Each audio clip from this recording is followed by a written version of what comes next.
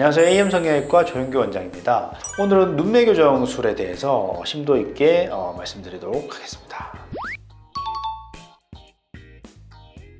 먼저 눈매 교정술의 정의에 대해서 말씀을 드릴게요. 눈매 교정술은 다른 말로 안검하수 교정술이라고 하죠. 안검하수가 있으면 교정을 한다는 의미가 되겠죠. 그래서 안검하수는 그럼 뭐냐? 우리가 눈을 뜰 때 눈 뜨는 근육이 기능을 해서 눈을 뜨게 됩니다. 근데 그 근육의 힘 자체가 조금 적은 분들이 있어요. 그래서 그거를 안검하수라고 명명을 하고 그것을 교정하는 수술을 안검하수 교정술이라고 합니다. 그런데 안검하수 교정술 그러면 약간 딱딱한 느낌, 뭔가 병적인 느낌 들잖아요. 그래서 이 방식을 미용 수술에 만든 말이 눈매 교정술이라고 할 수 있겠습니다. 같은 말입니다.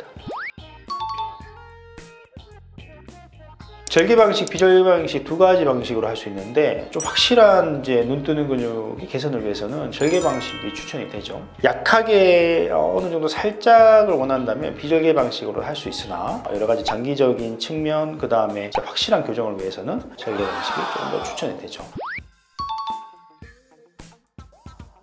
눈 뜨는 힘이 정상인데도 눈매 교정 수술을 하는 경우가 있어요. 눈을 조금 더 크게 뜨게 하기 위해서, 그러니까 눈에 힘을 빼고도 눈을 조금 더 이렇게 크게 유지하고 싶다, 이런 분들이 있어요. 이런 분들이 눈매 교정 수술을 받을 수가 있죠. 대신에 많이 하면 안 되죠. 눈뜨림이 정상 범위에 있긴 하기 때문에 과하게 눈매 교정을 한다거나 이러면 놀란 토끼 눈이 되겠죠. 그래서 이런 경우에는 너무 거창하게 절개 방식을 하지 않더라도 어느 정도 흉터도 좀 적게 비절개 방식으로 선택적으로 하는 것도 충분히 도움이 됩니다.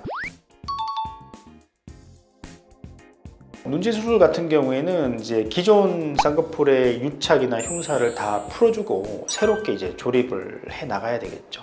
그래서 눈 뜨는 근육 주변을 다 풀고 눈 뜨는 근육을 원하는 위치에 새롭게 재정렬을 하는 작업이 필요한 거죠. 그 자체가 눈매 교정 수술이 됩니다. 그래서 그 과정에서 안검하수가 좀 있다면 좀 당겨줘서 고정을 할 수도 있고, 눈 뜨는 근육이 괜찮다면 그냥 원래 제자리에 새로 한번 단단히 고정을 해줄 수도 있고 합니다. 그래서 제 수술 경우에는 실제적으로 눈매 교정 수술을 어쩔 수 없이 해야 되는 경우가 꽤 있죠. 눈매 교정 수술은 당연히 난이도가 좀 있는 수술입니다. 눈 뜨는 근육을 몇 미리 당겼을 때 눈 사이즈가 몇 미리 증가한다? 이런 딱 공식이 있는 건 아니에요. 사람마다 되게 다르고 심지어 오른쪽 왼쪽도 달라요. 그렇기 때문에 물론 어느 정도 의사의 감도 있어야겠지만 그런 숙련도가 좀 필요한 작업이죠.